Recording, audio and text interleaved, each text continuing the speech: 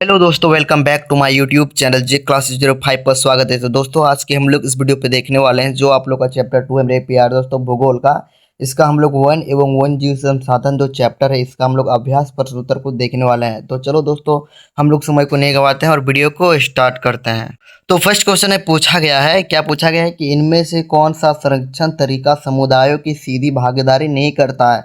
तो एक का राइट उत्तर क्या हो जाएगा? तो एक का राइट उत्तर आप लोग का होगा वो ऑप्शन नंबर घ नंबर हो जाएगा, यानी कि वन्य जीव पशु विहार।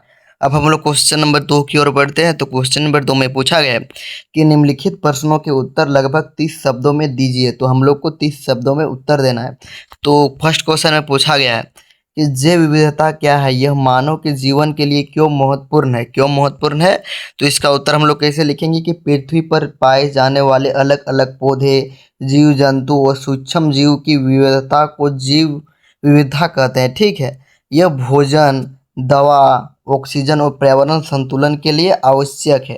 तो एक का मुझे लगता है कि आप लोगों को समझ में आ गया होगा। ठीक है, अब हम लोग क्वेश्चन नंबर 2 की ओर बढ़ते हैं। तो क्वेश्चन नंबर 2 में इसमें पूछा गया कि विस्तार पूर्वक बताइए कि मानव क्रियाएं किस प्रकार प्राकृतिक वनस्पति जात और प्राणी जात के ह्रास के कारण है। तो किस प्रकार कारण है? तो हम लोग इसका उत्तर देंगे कि पेड़ों की कटाई जैसे हो गया, शिकार करना हो गया, प्रदूषण, खेतिया का विस्तार हो गया, उद्योग लगाना और जंगलों को नष्ट करना मानव के ऐसे कार्य है जिससे वनस्पति और जीव जंतु कम हो रही है। ठीक है, तो इसी कारण से ही जो वनस्पति और प्राणीजात ह्रास के कारक है। ठीक, अब हम लोग क्वेश्चन नंबर 3 की ओर बढ़ते हैं। तो क्वेश्चन नंबर 3 में जो इसमें जो हम लोग को उत्तर देना होगा वो लगभग 120 शब्दों में देना होगा। कितना शब्दों में? तो 120 शब्दों में।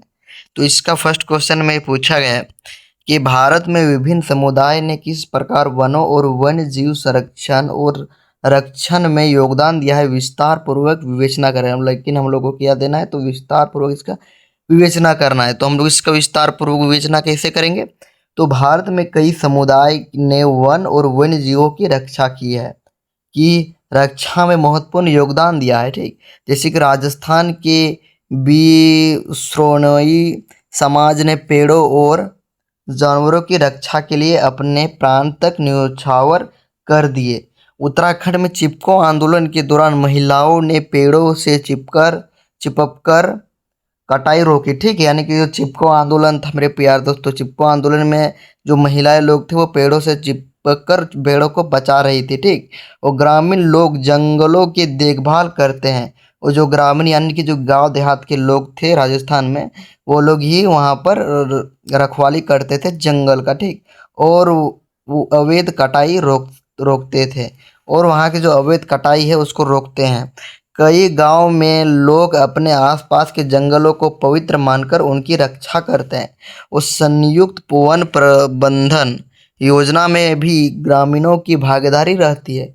इस प्रयासों से जंगल बचे हैं और वन्य जीवों की सुरक्षा हुई। इसलिए समुदायों की भूमिका बहुत महत्वपूर्ण है। अब समझ में आ गया होगा। अब हम लोग इसका भी क्वेश्चन नंबर 2 देख लेते हैं। तो इसमें जो पूछा गया मेरे प्यारे दोस्तों, तो क्या पूछा गया तो देख लीजिए कि और वन और वन्य जीव संरक्षण में सहयोगी रीति रिवाजों पर एक निबंध लिखना है। ठीक है, एक निबंध लिखना होगा बढ़िया तरीका से। तो कैसे लिखेंगे कि भारत में कई रीति रिवाज ऐसे हैं, ठीक है, जो वन और वन जीवों की रक्षा करते हैं। जो भारत में इतना रीति रिवाज है जो वन और वन जीवों की रक्षा करते हैं, वो भी एक रीति रिवाज है। लोग कुछ पेड़ों से जैसे पीपल, बरगद और तुलसी पवित्र मानते हैं। जो पीपल पेड़ है या बरगद पेड़ है या तुलसी का पेड़ है उसको हम लोग पवित्र मानते हैं और उन्हें नहीं काटते हैं। और ये सब जो पेड़ होता है ना, तो उसको हम लोग को नहीं काटना चाहिए।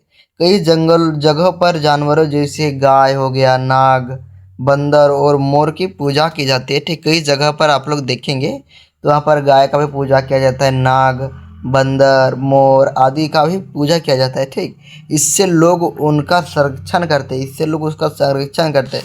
गांव में कुछ जंगलों में देववन का पवित्र वन माना जाता है। ठीक, यानी कि जंगलों में भी पूजा किया जाता है जहाँ पेड़ काटना मना है। त्योहार और धार्मिक मान्यता से भी प्रकृति की रक्षा होती है। ठीक, यानी कि त्योहारों हो गया और धार्मिक मान्यता से भी प्रकृति की रक्षा होती है। ठीक, इन परंपराओं के कारण जो जंगल है और पेड़ पौधे और जीव जंतु सुरक्षित है। ठीक, इन परंपराओं के कारण ही जंगल हो गया, पेड़ पौधे हो गया, जीव जंतु ये सब सुरक्षित रहते हैं। इसलिए रीति रिवाज भी संरक्षण में बहुत सहायक है।